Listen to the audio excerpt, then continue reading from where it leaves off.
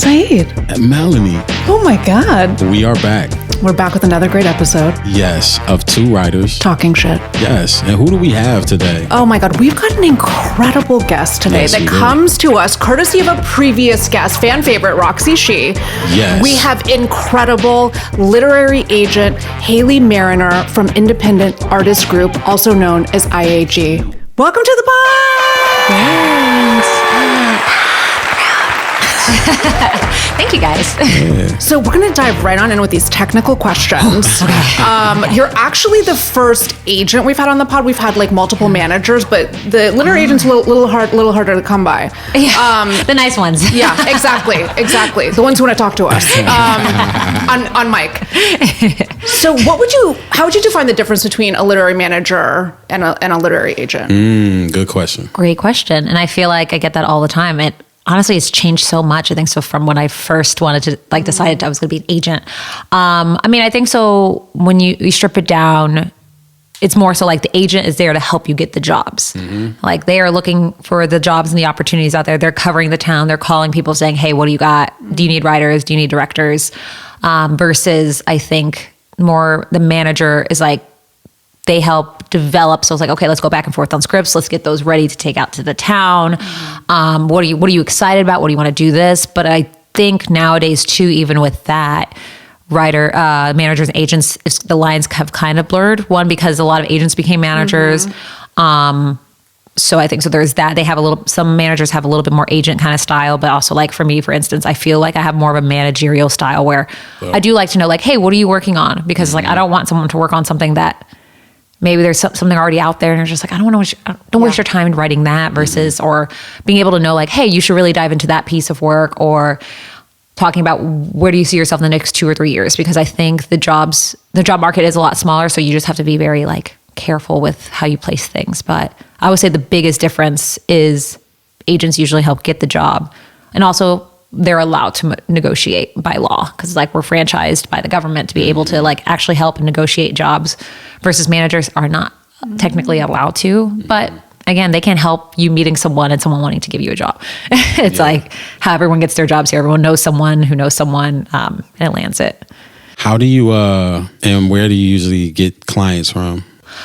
I mean, when I first started out, it was a lot of like pitch fest competitions, Nichols, all that stuff. And then soon it became like just building a relationship with managers and getting a lot in from my manager friends. Even prior to that, I used to just like see movies I would like watch and literally go through like an IMDb Pro like rabbit hole of just like, oh, I wonder what this person worked on. Oh, what else did they work on? Oh, let me see this producer. Oh, this producer did this thing. And then like, I'll come across a movie that I'm like, this sounds really cool. And I'm like, oh, this director's not rep. Let me just watch the movie. And I'm like, oh, I like that. And then I'll find a way to contact the director. So I've definitely done that. Like one of my clients, it was an animation movie out of Saudi Arabia. That's my mom's side of the family is from there. And so I was like, oh wow, this is like the first one. I was like, I gotta meet this person. And again, that movie they were working on for like 3 or 4 years. Like I think I was even like an intern at the Hollywood Reporter when I remember seeing a sign for it. So like, and then as years went by and I was like, I wonder whatever happened to that movie.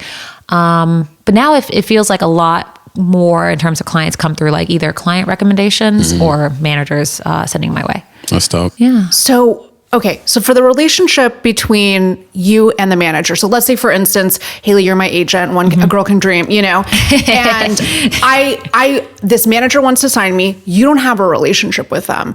Like, can you kind of talk about like the agent-manager relationship and how you work either together or don't work together on your client? Yeah, definitely. I mean, I think that chemistry is just as big as the client to rep relationship. Because if we're not working together, if we don't feel like we're in sync, I do think clients actually suffer from that a lot more. So if you approach, you're like, yo, I met this one manager, I really liked them. My first instinct is like, hey, introduce me to them. Cause I would prefer to have a chance to at least talk to them on the phone and kind of get to know their personality and be like, hey, like what type of, like, again, kind of vibing with them to see like, what type of manager are you? Are you the type that loves to do generals? Are you the type that loves to just develop? Are you someone who wants to produce a little bit as well? Like understanding kind of how they function as a manager. And then it can help me figure out, okay, how is our relationship going to be? Because I think so with some of my manager counterparts, some love setting general meetings. So I was like, okay, if you want to go ahead and do that all the time, which it can be exhausting, I think, for any client to do like so many generals. Obviously, it's very exciting because you're meeting a lot of people, but it is exhausting. And I'll like, you'll do the generals then, and then I will make sure to go through that and say, okay, where are the jobs with those people? So I'll be like, hey, go talk to this person about this job.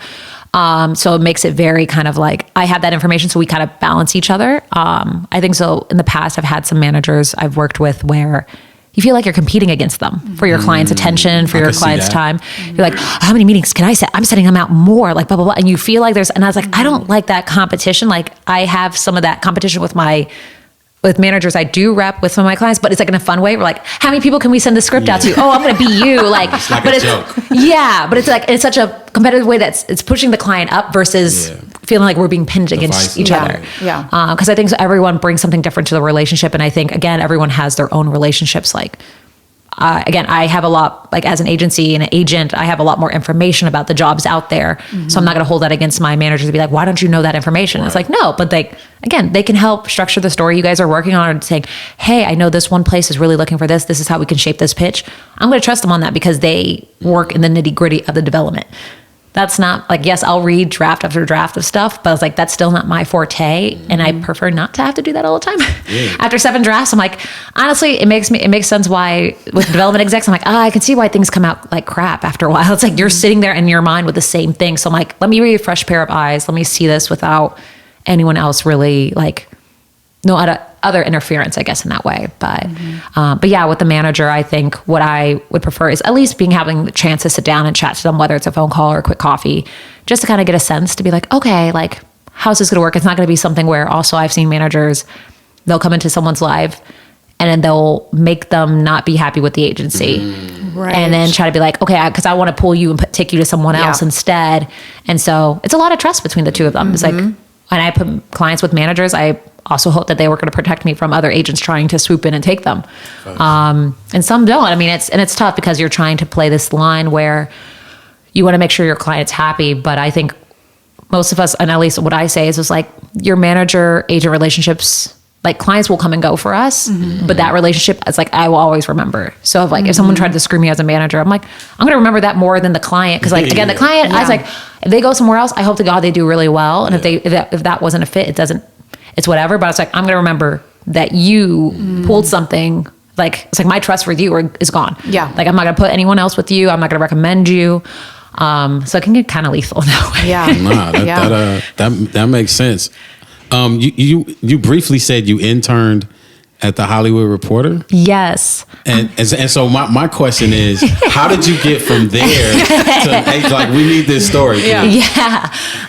So as everyone says, on the dark story night, I don't know what type of like, so I was born and raised in Indiana, went to school in Chicago, and like how I got, and again, I sort of hold on, what part of Indiana? Because I got family from Indianapolis. Wait, really? Shit, yeah. Where at?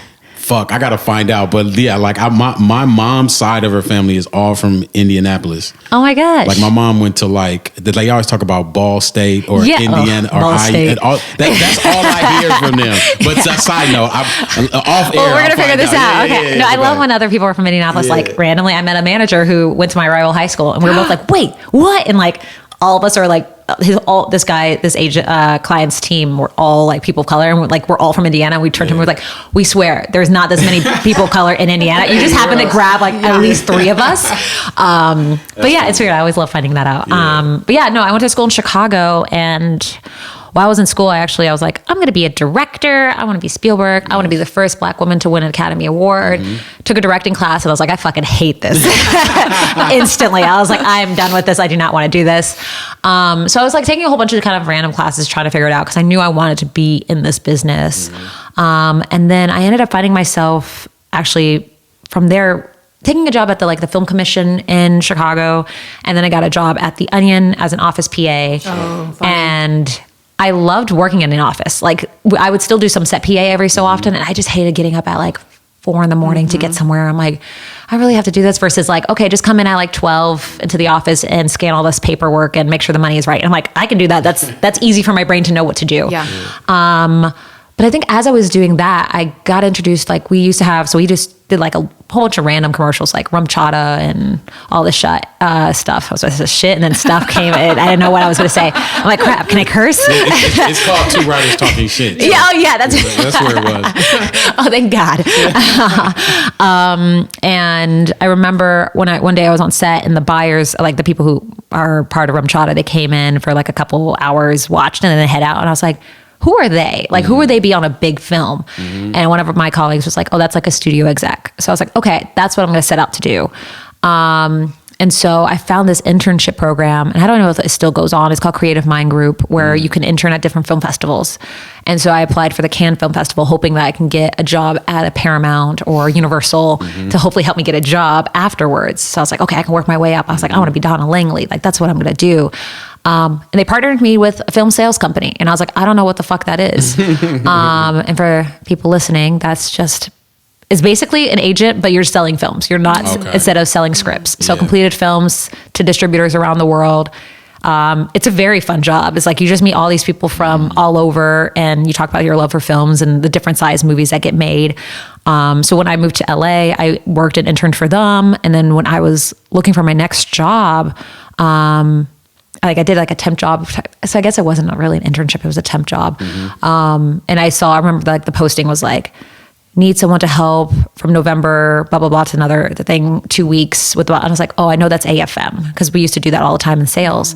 So I applied, and then I found out it was a Hollywood Reporter, and literally, luckily I got the job. It was great. All I did was like stand there in the booth and make sure people didn't sit on our couch. Like that's literally was my job most of the day. And like, I actually made a lot of friends from it. Like, remember there was a German distributor who always showed up, and he would always sit down, and he always tried to bring me candy to be like, hey, is it okay if I sit? And I was like, no, you can't. They're interviewing right now. You can't do this. Da, da, da. And then one day I was like, sit, I don't care. I was like, but don't sit too long. Cause it's like, also it's like, they're all standing around trying to wait for their next meeting. And so like, hey, I would do that too. I would try to sit here just quickly, just for 5 minutes, rest your legs. And so, but yeah, so that's how I got there. And then I met a couple other friends through that who worked in sales. So again, it was a very natural position. And so when I finished that temp job, I was like, okay, what the fuck am I going to do? And then an old internship boss of mine, I had interned as well at a law firm. And she was like, hey, I have a client who's looking for an assistant at his sales company. Do you want to apply for it? I was like, hell yeah. I was like, I need a job. So I applied for that, and then interviewed, thought it went really well. Didn't hear back from them. And I was like, okay, well, new year, new me type of thing. Maybe I would say a week or so later after that, I got a call. They're like, hey, are you still available? I'm like, yes. So I come in for interviews, all this stuff. At that moment, I probably should have saw all the red flags of this job. But I think for me, I was like, you are poor. You are living in K-Town in a studio with your best friend. Like, you need money. I was like, you need to make sure you can cover rent and not ask your parents for money for that, which I hated asking them for. I was like, only if I truly need it, guys. So I ended up working at a small sales company that did a lot of domestic, like documentary sales for things. So that was like my first job into the business, and it was super toxic. Unfortunately, my boss it's a little crazy, for sure. But I think he was very intense. And I think he was treated like that when he was an assistant. And it was something that, like, kick the dog syndrome type of thing. It carried on. And so everyone there who worked for him was very much like that too. So it was a very, like, I think I was like, I got this. I can stay positive. No, like maybe a week and a half, I was like, eventually, like, they started screaming at me all the time for nothing. And I'm just like, it's not an environment someone should be in. Nobody should want to. And I remember some of the assistants were like, oh yeah, I used to cry every day. And I was like, I'm not going to do that. I'm going to be fine. And then eventually it's like every day I was crying because I was trying to, like, not even make them like me, but I was just like, how do I get through this without letting them see me crack? And my dad was like, they feel very like military style. They were trying to like break you down to build you up. And he's like, that's weird. Like, and it's like, I guess it's like, so eventually I quit that. And I was like, you know what? I'm going to go back to the studio world. I'm going to become Donna Langley. And I met a studio exec through a mutual friend who was working at that studio. And she was like, you should go work at an agency. She's like, I never did that. So I'm advising you. I think you should do that because you can see everything from the ground up. I shrugged my shoulders. I was like, okay, sure. I needed a job. So I applied to all the agencies. I remember I read the mailroom book, and I was like, I'm going to call. And I called WME's HR and I was like, hi, my name is Halle Mariner. I'm looking for a job. I have this experience. Like, because of course in that book, they said they did that and then they got the job. They're like, come on in for an interview. So I was like, I'm going to try it. That fucking backfired so quickly and it does not work, people. They're like, okay, here's our email address to send us your resume, blah, blah, blah. And I was like, well, that's a disappointment. So I did not get the job. But then formerly APA, I reached out, interviewed, came in, and next thing I knew, I was working in unscripted TV. Was the first department. I was in the mailroom for about 2 days, which is a record, I think, for most people. Holy shit. Yeah. That's fast. I think people usually spend a year. Yeah, at least a year. Right? I also got there and I was like, I gotta get the fuck out of this room. I still remember like second day I called my dad and I was like, my dad's the calm one out of my mom. She'd be like, you should like stand up to patriarchy. I was like, nah, my dad's like, this is how, like, if you calm it down this way, you handle it this. Very strategic in that way. And I was like, yeah, I cannot stand this. So the first desk that opened up, and I liked unscripted shows and I loved game shows. So I was like, okay, I can like find my way into this. I still remember like I interviewed with these two agents and I mixed their names up in the interview because I didn't know anyone's name still. And I remember looking at them and they're like, yeah, I'm so-and-so, I'm so-and-so. And I was like, oh, well, that's the charm in me. And I was like, that's also, and I was like, that's also my weakness is names. So you can see how it works out here. And yeah, I worked for them for maybe about 9 months, but in that 9 months, I actually really enjoyed what they did as agents. I think so. One did a lot more creative, like worked with producers to help their packages and stuff, which I know is a bad word now. And the other one helped staff like showrunners on these shows. And you can tell they genuinely liked the job. And I loved talking to their clients. It's like when they're on the other line and like, I still need to talk to them, I can just like spend time like, hey, how's this? How's your kids? How's this? Oh, I remember you said you were doing this thing. Like, what else are you working on? And like building that relationship with them. And, but I knew unscripted wasn't the space I wanted to be in. I was like, as much as I loved mainly game shows, like, yes, I watch the Kardashians. Vanderpump was my favorite show and is still my favorite show. Season 11 is going to come out. I know. And they should be winning the Emmy this year. I'm sorry. Like, they Never should. seen this show, but oh my God. I'll dive into Pure it at some point. Gold. I can do a whole podcast about it. Sign me up. And I think with that, so I was like, but I think I still was enjoying the idea of being an agent. And then I think I realized that being a sales agent and a literary agent or just an agent at agency is the same thing. It's like you're still selling, but it just changes on the thing you're selling. And so I ended up meeting 7 years ago now, an agent at AFM where I was working at the Hollywood Reporter, but at a party he worked at my company and he was like, hey, I'm a lit agent. And he's like, you work at a company? Cause we had like 4 different buildings. So I didn't see that side of the building. I was like, no. But he was like, oh, you want to be an agent? I was like, yes. He's like, you want to work in film? And I was like, yes. He's like, come on by. I was like, I'll tell you about my job. And ever since then, it's kind of like I've stuck to it, moved over to work for him after that. And then, interesting. Yeah. And started just growing into the agent I am now. And he like really took me under his wing. He was a great mentor for sure. Still is, but he's leaving me. So I'm sad. That's a beautiful story. Oh, so nice. How long have you been at the agency formerly known as APA? 7 years now. Wow. Nice. Yeah. I guess 7.5 years maybe now. Yeah. It's a long time. I've never had a job this long ever. Boy, I don't think. I'm still young, guys. This voice, I know it gives age, but I'm very young. No, I'm kidding. So what are you looking for when you sign a writer? I mean, I think before I feel like it's changed even now, but before it was just like I just want to like the writing. Mm-hmm. And that's always still going to be the thing. I just want to like the writing. I want to be able to read through it and just like it zips for me. I understand kind of their voice. It stands out in a way that my brain can just understand it very well. Or it's a weird thing to say because it's like it just clicks. It's like you read this thing, you're like, I understand exactly what this is trying to say. This is what it's trying to do. I hear the way the comedy beats or the thriller beats or something hit in a way. So that's always a big part for me. It's just like, I just have to love it because it's hard to sell something when you don't like it. And I think executives and people, they can hear that in your voice when you're like, hey, I have this thing. It's like, it's kind of cool. And they're not excited to read it then either. Versus you're like, yo, I have this new script. It's so cool. It's so freaking weird. And you try to explain to them and they're like, yeah, send it over. Like, this sounds really cool. So definitely the voice on the page is very important to me. Obviously, I think after that, when I meet the person, it's like the personality just to see if we vibe. Because I think there's a lot of people you can vibe with initially, but it's also understanding like what are you like when you're stressed? Because I think so that's something, and I feel like that's something I'm learning now. It's kind of like being in a relationship in that way. I'm just like, what do you like when you're stressed? What do you like when you're in your head about all the things you're working on? What do you like about this? And also what your work ethic is. I think some folks are like, yeah, I have this one script and I just want like, this is the thing I've been working on for the past 3 or 4 years. And I think this is going to be the thing that's going to get me into everything, versus a client who's like, yeah, I have this one, but I'm also working on this other thing. I'm thinking about this other job, like idea. But I'm trying to figure out what's the next one to work on. Or yeah. So I think, and like my brain literally fired on like, what are all the things? So I think now as an agent, what I look for is obviously taste in the script.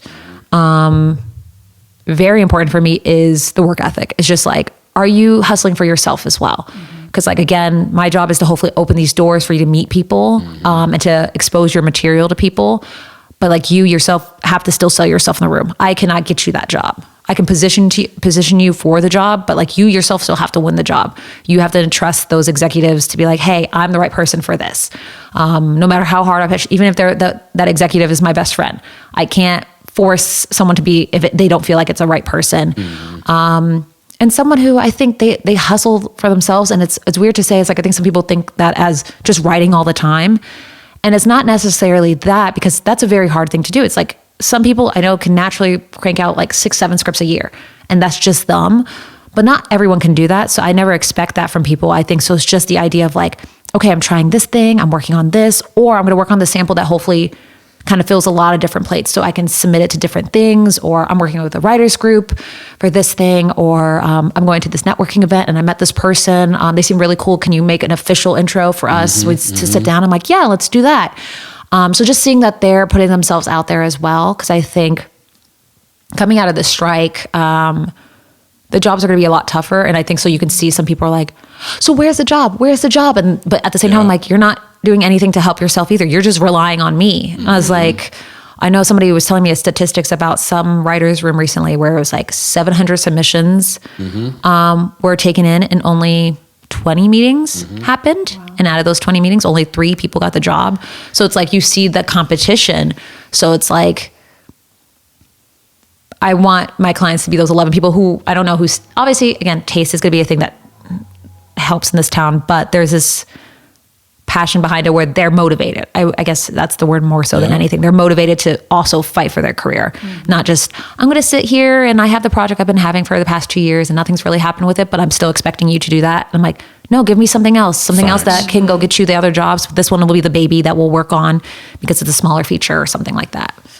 Yeah, you bring up which was going to be our next question, which is like, you talk about work ethic, and then also the idea of not just like writing tons of shit just to be writing shit, being more calculated about it. But how much work do you look for from your feature writer and your TV writer during a year? What do you think is a good amount? Because you did say like, if they didn't write shit that year, you'd be like, oh, where were you this year? Like, what's going on? But like, what do you think? Yeah. I mean, I think for like my TV writers, so I'll sign some of like TV writers with my colleagues and they get staffed in a room. And that room is very demanding. It takes a lot of time. And they're like, I want to write a feature, but they haven't had the chance. Yeah. I don't hold it against them because it's like, okay, you've been working this whole time, so that's fine. I think, so yeah, if you're working in a room or you have an assignment that you're working on, I think, and then you haven't had a chance to write a new script, I think that's okay because you were actively working. But when you're not, it's nice to know like, what are you thinking about the next thing? Even if it's not fully completed, because again, the people who can turn out 5-6 scripts, not all those are good. Yeah. It's like maybe one is, or maybe one has the potential. And they have to also be aware of that, saying, hey, I wrote these 5 scripts. Which one do you feel like is heading in the right direction that I should maybe put more of my energy into? And you're like, hey, out of that one, this is the one that feels more like it has more commercial sensibility. It feels like something audiences want right now. This one, it feels too indie unless you're going to direct it, which they're not a director. So you're like, let's not worry about that right now. Yeah. So my expectations of it depend on where they're at, but I still hope that even with the clients who are consistently working, just be like, oh, I've always wanted to write this project. Like they're still thinking about things they want to do for themselves because when they do have that downtime, in between jobs potentially, or they wrap something up and the next one we don't have lined up for them. It's like, you know what, I'm going to go write that. Yeah. It's kind of like sometimes just getting my clients who are directors, like getting them back behind the camera. It's just to continue to use that wheel. Cause it's like, if you're sitting too long, then you come back, you're like, like it takes a second to get back into it. Yeah, but now I can't remember the rest of the question. That makes full sense. I mean, because you attacked it on the feature and TV side, but like, yeah, I'm in that situation now where like, I'm like, man, I need a new comedy sample and I need a new drama sample. And so like, now I'm like, okay, now I got to write because I've been stuck in development. Not stuck, it's a blessing, but I've been developing for the past year and a half, and in development, it's not a lot of writing of scripts. It's a lot of writing pitches and pitch decks. Which is hard too. Yeah, because it's a whole nother side of the mind, which I found hard for me being a writer that like came out of fellowships and shit and just writing all the time to like, no, we're going to write a character doc. And then we're going to write the theme section. And then we're going to write the conflict. And then we're going to do, and it's just like, God damn, I just want to open a fucking writing doc and fade in, like, so final draft. Yeah, exactly. So for me, it is. Yeah, you do have to get back to writing your craft. And I do think even, which I want to ask you too, just about the industry, is like, I do feel like since there's less shows, the idea of just like going from room to room and like not creating shit, I think is over. You know what I'm saying? Because I feel like, I was on a show on Showtime called Flatbush Misdemeanors, got an episode, and then it got canceled the next season. So it's like, ideally, like if it was 15 years ago, that show would go on for like 8 or 9 years, and I would just be moving up. But it's like now you got to start over. The reset is more, the reset and find a new job is more prevalent now. Yeah. So how do you feel about that moving forward? Do you think with the industry after the strike? Yeah. I mean, I think in all sense for both writers and reps and stuff, I feel like it puts so much pressure on everyone to feel like, how do I stand out amongst everyone? How do I combat this thing? How do I make sure I'm the one getting the job and not someone else is getting the job?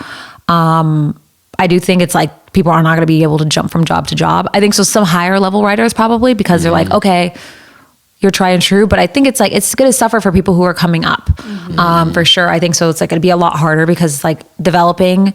They're like, oh, you're not high enough level, so we're not going to pay you yet, but we're going to have you do all this free work to maybe see if a show goes through or not. And then again, then you're like, okay, well, I'm doing all this for free. And then at the same time, I want to get staffed, but then I need to go probably do a regular job to make sure I'm supporting myself until I get staffed. So I think so there's that pressure that's really going to build up on a lot of people. And I think for me as a rep coming out of the strike, to see the competition that it is, it makes me nervous because it's like you look at your roster and you're like, okay, I'm trying to get jobs for all these people. And there's part of you knowing like not all these people are going to get jobs. Or even thinking about just the bigger issue of just writers in general, like, and half the writers in this business probably won't be working for a year at least. And the reality in terms of paid jobs, again, developing things like everyone's always developing, hopefully. Even if you're just sitting there lying in bed thinking about it, you're still developing it. You're still developing. That's what I keep telling myself. Stay in development. Stay in development. Under those covers. Yeah. That actually sounds so nice. Yeah. Oh, I want to develop. Waste my time to shine. But yeah, I think so. Like, it honestly, it makes me very nervous because it's just like, the competition is going to be stiff. You have to then find like, okay, how, as a TV writer, you're like, how do I stand out amongst everyone else? Without also changing who you are as a writer, without being like, okay, let me write something like this because that'll help me get that job. But it's like, but that's not something you want to do. So it's like, okay, where do I stick my guns to it? And then again, for me as an agent, it's just like, like basically it's like, where are all the jobs? But where do you find the things that show that you still care about your client, you still looking out for them? So I think it's hard to for both writers and reps to be able to justify sometimes the job at hand because you're not seeing the results, even though you're putting all this time and energy into it. And you're putting all this free time and energy into it. And so you're just like, it hasn't manifested into anything yet. But the strike sucked for sure. Oh, it super sucked. But I do feel like, just to sum it up, kind of like, you can only control what you can control, right? Yeah. So it's like, for me, that's one of the things that I learned this year is just like, I didn't know how long this fucking strike was going to be. My reps were like, oh, it'll be 2 months. And that shit was fucking 5 months. Yeah. And you know what I'm saying? And I couldn't write. I was depressed and shit. And Yeah. you're on the picket line. And now I got to worry about shit like sunscreen that I never worried about. Like all this shit. But yeah, no, I feel like now I'm just like, I can only control what I can control, which is I can write that thing. Mm-hmm. I can turn in that thing. You can send out that thing. I can, at that point, it's up to the ethos or whatever the hell. And then if there's a meeting, I just show up and put my best foot forward and something will happen at some point. You're absolutely right. It's like, we can't control any of this. And I think for so long, even during this strike, like I thought I could control myself to stay busy. I'm like, okay, you know what? I'm gonna plan this thing. I'm gonna do all this stuff. And I almost like burned myself out back in June. It's like, it's like I went on vacation prior to that because I always go on vacation in May, and people thought I was going because they thought the strike. They're like, you knew the strike was gonna happen. I was like, no, I literally for the past 7 years I've always gone on vacation in May. I was like, that has not changed and will never change. Yeah. And I came back and I was like, okay, I'm going to stay busy. I'm going to do this. And then like, I found myself just burnt out. I'm like, how did I burn myself out when I'm literally doing nothing right now? And it's because, and then I think I finally realized it's like, yeah, I can't control any of this. This is not in my hands. I do not have that. So the only thing I can control is just getting to the end of this. Yeah. It's like in my mental health. And so I think that is something that everyone has to remember. And I think that's the best way to think about it as a writer is like, I cannot control what other people think of my writing. I can only control what I'm writing and what I'm putting out there. So I'm just going to focus on that. And I think that's when you notice good things start coming, the jobs start coming in, because you're putting your patience with it versus going in also very like desperate. And I think you've probably ran into people who are like, please, da, da, da. You're like, ooh, that energy, no. They don't want that. Yeah. And I was like, we don't need that. But it's like, you can't help it. Yeah. You've been looking for a job for, it's like hungry. Anyone. Yeah. You're hungry. It's like, you've been looking for a job for like, been out of work for 5 months and finally a job's coming up to you and you don't want to fuck it up. And that desperation comes out and everyone's like, ooh, but you're like, the reality is like that's how everyone is. Some people are better at covering it up than others. Which is good on them. Yeah. So speaking of things falling apart during the strike, I think, a lot of writers, and I'm sure like many of your clients have had projects that are kind of like set up in different stages, right? That have like fully fallen apart or are in the process of falling apart over the last 5 months. Like I know for me personally, I mean, even just like the loss of momentum, because momentum I do feel is like everything when you're a creative in this industry. So that just coming to a standstill, it's like, it's so hard to like work that back up in what feels like an extremely stagnant like environment right now.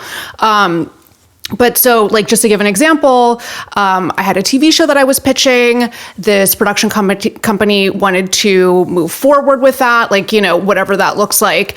And then during the strike, they declared bankruptcy and then they shut down. Right. So shit. It's like, that's,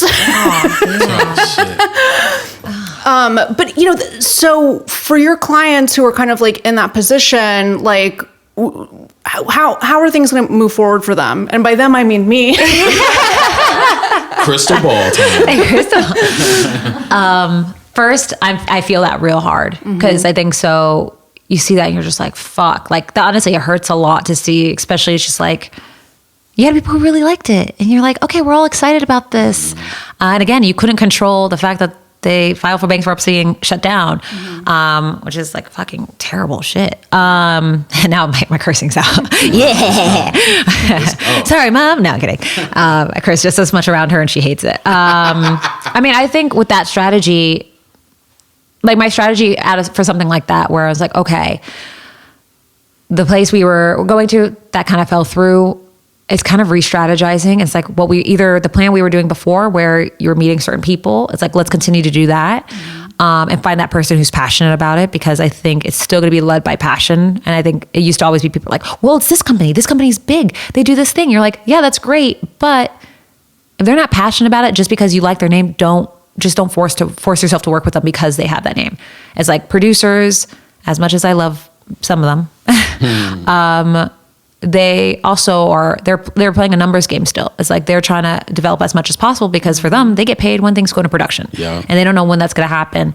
So if you're just seeing someone who's like, yeah, because they just see it as an easy sell, I think so, versus someone who really is going to invest their time. I think so. It's just like going back out to market and saying, okay, who is still there? In a way, it sounds so bad. Who survived the strike?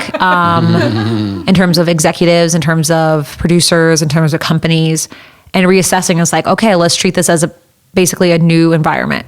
So like, yes, whatever happened prior to May 2023 happened, but we're in a completely new environment. Let's just take this out as if it's a new thing. And I think kind of treating it in that way helps because, I mean, the issue is the studios don't know what the hell they're doing.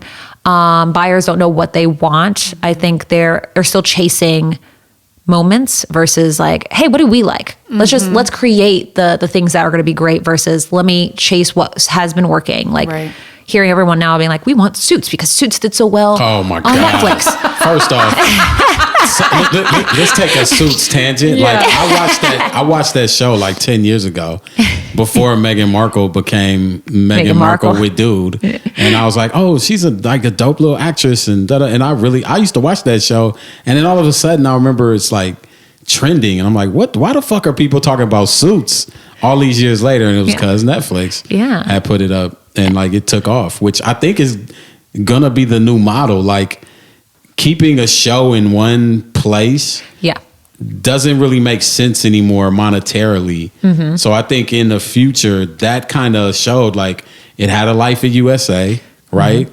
And it was a successful show. It had fucking 10 seasons. Yeah. Move it to Netflix, whole nother audience, and like a fucking TikTok song. You know what I'm saying? Yeah. Like it's back. So exactly. Which totally reminds me of that. Whatchamacallit? The TikTok song. What is his name?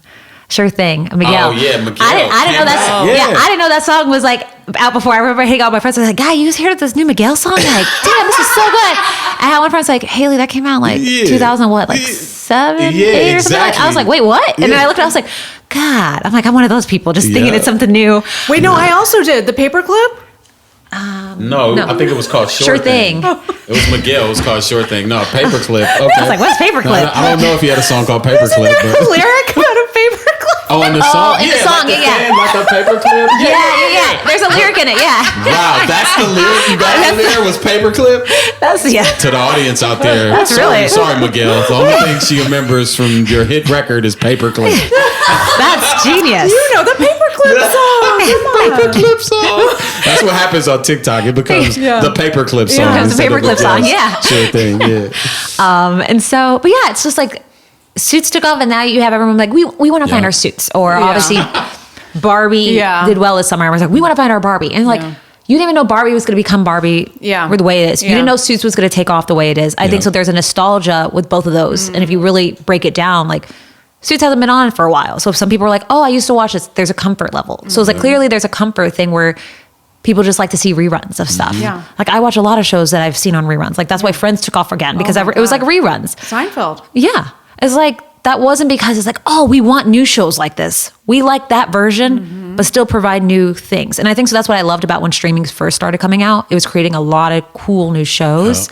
And I think they're hoping to hit that mark where they can have 10 seasons of something again. And I was like, I just don't think that's where we're at. I think so we're kind of going into like that British model with like shows that have like 6 episodes, 7 episodes, and then you move on. And I don't think they want that, obviously, because there's no money in that. And you're like, it's art.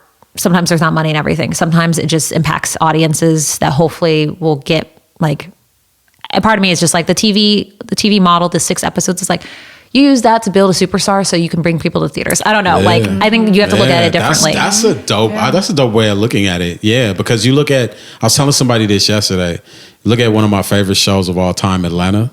Oh yeah. That broke 3 fucking stars. Zazie Beetz, fucking Lakeith Stanfield, and Paperboy. I forgot Brian Tyree. Yeah. Like, you know what I'm saying? Like Childish Gambino was kind of known. You know, if you watch Community, you remember him, but it also took him to another height. So that's like 4 actors exactly in there that springboard. Zazie Beetz is like all in Marvel and Dead. Lakeith becomes all these other shows. Yeah. And so, you're right. It could be a platform to springboard, because they say now, there are no more movie stars and all exactly. this bullshit. Like the ones that are still the ones who are blockbuster people come in are all the people from the early 2000s. Tom Cruise and all. Yeah. And they're like, Tom Cruise is saving the theaters. Denzel. I just fucking watched Equalizer 12 because of you know what I'm saying? Like, because Denzel's in it. You know what I mean? Like, but it's like, where are those people at now? And I think it's a good point. They're I like that idea. They're so focused on the whole idea of, well, we need to replicate the show so we can get that same thing. And I'm like, I don't think so. It's just create something new, go with your gut of like, this seems cool. I don't think you need to spend $100 million on something. I think you got to be smarter with your money. Mm-hmm. But what is, like, tell that to a billionaire, like, hey, you don't know how to spend your money too well. Let me do it for you. Like, I can do something on a budget. Trust me. Try me. I mean, but this is also why I'm not a producer. I'm like, imagine all the people involved, and you have to try to also be cognizant of it. But I mean, I think with that, but to come back to your, I was like, what are we doing? Come back to your question. I mean, I think so. It's very much coming out of the strike. It's looking at this as a new market, saying, okay, it's like still getting a sense of like where people are leaning. Cause you don't want to, like I will say, like right now, people do not want dramas, at least on the feature side. And it used to be like, oh, send us your dramas. We'll still read it, because everybody will always find their one thing they want to do. Mm-hmm. But ultimately now people, you can tell, are resistant to even reading it. They're like, like maybe not even send it to me. Like, I want to justify my job, but like, I can't do anything with this. So don't send it. Instead, send me all your genre stuff. Send me all the things that are comedy. Send me all the things that can bring an audience to it. Versus like, people don't want dramas right now. And I was like, you're right. I think so. Every so often they'll still come through.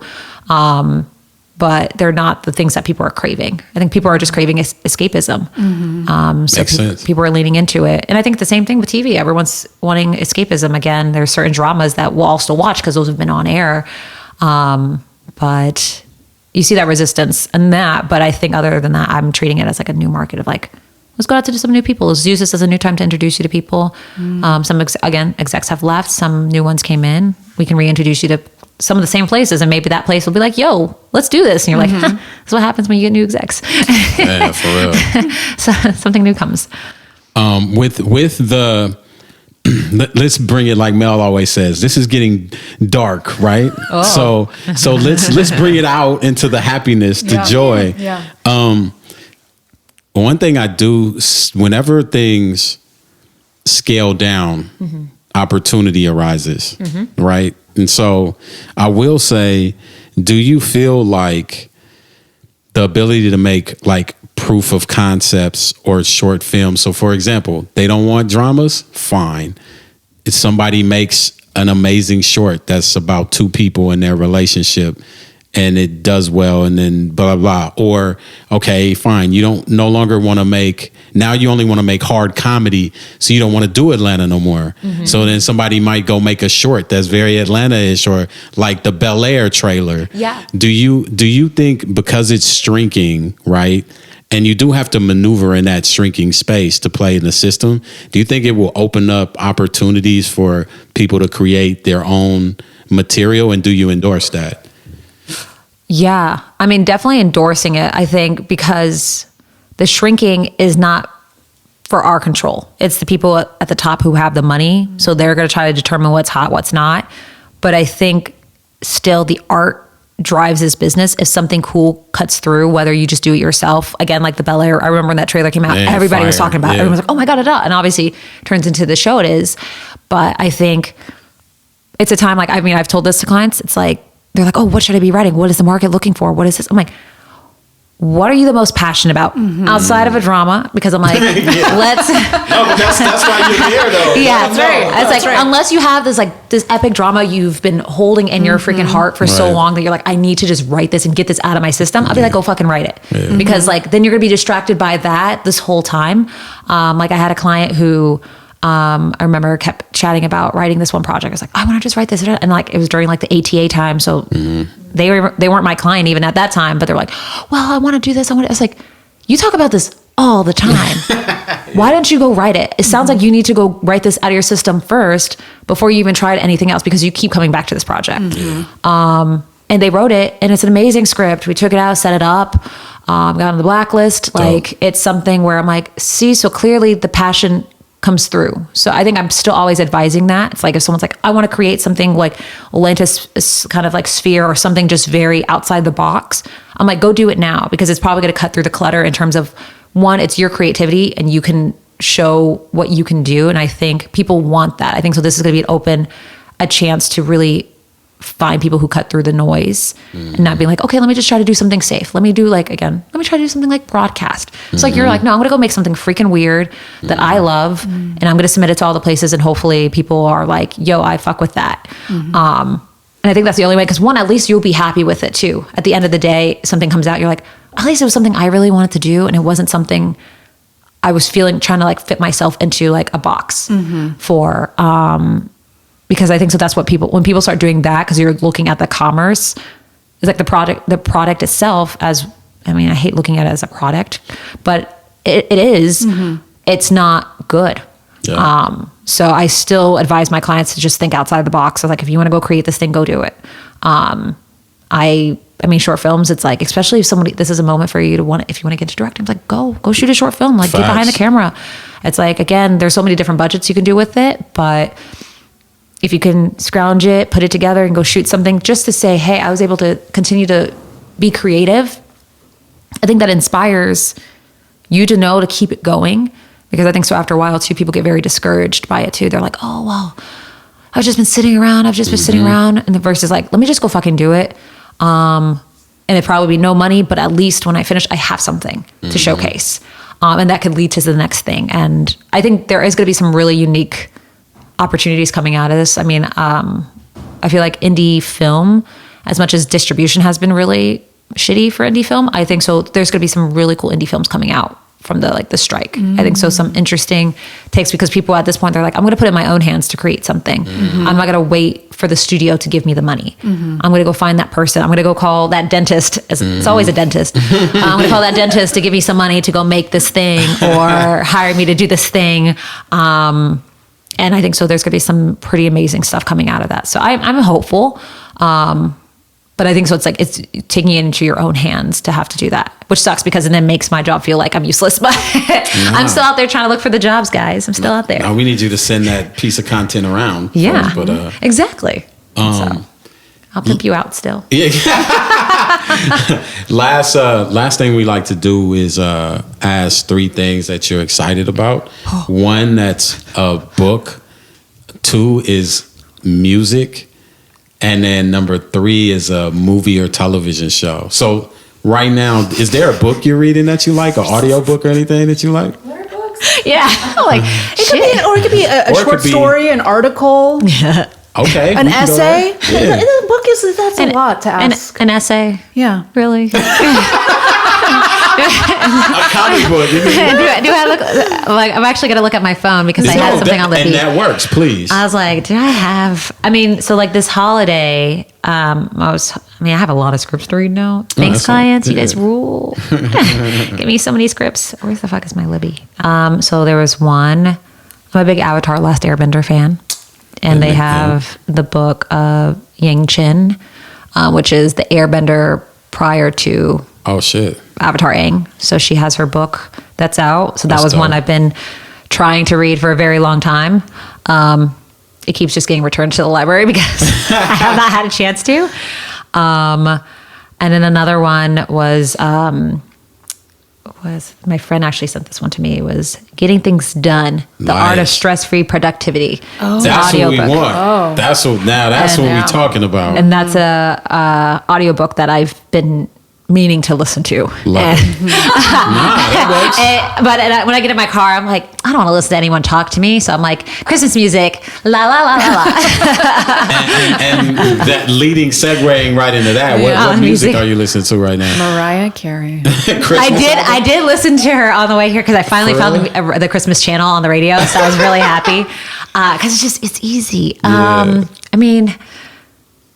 I've been listening to a lot of lo-fi because I just needed to help concentrate. It's just been very busy at work. So using that to help concentrate, get some last minute things done. Nice. But like my Spotify end of the year thing was Gavin DeGraw. He's one of my favorite artists. And I knew from the get-go, I was like, this guy's going to be my number one this year. I've been listening to his newest album that he came out last year. Like, dope. every other week because it's just very calming. Shout out Gavin DeGraw. If anyone knows him and needs to holla for me. I got you. Hey, Kevin, I'm pimping myself out here. It worked for Meghan Markle. So Seriously. I got a list, but we'll start with him first. So I guess I would say maybe him for music or my lo-fi, just because those are the most recent outside of Christmas music. Yeah. What about a TV show or a movie? It could be one or the other that you like. That I like. I have not watched the second season yet, but Invincible.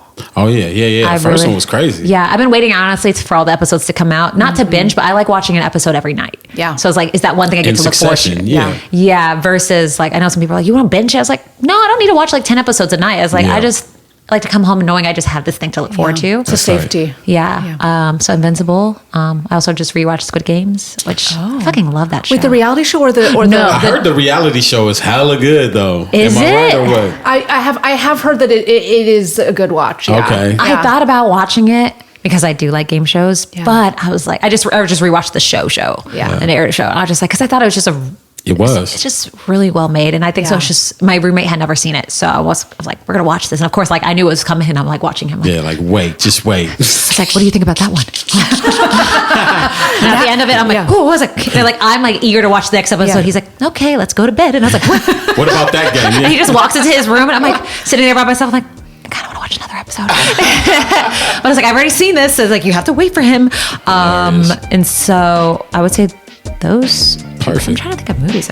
By the way, Hunger Games. I don't know if you guys seen the newest Hunger Games. I heard it was. It's really good. I heard it was good. Yeah, somebody told me it was good. I actually really liked it. I liked the first one for sure. Yeah, it was. And this one was like, in terms of even like how it looks, was beautiful versus like some of the what Francis tried to do in some old ones. It was like a little weird, but this one was like really pretty. All right. Well, look. Thank you very much. This was another great, informative episode. These are the episodes that our fans clamor for. That's right. Because they all want to get signed by you.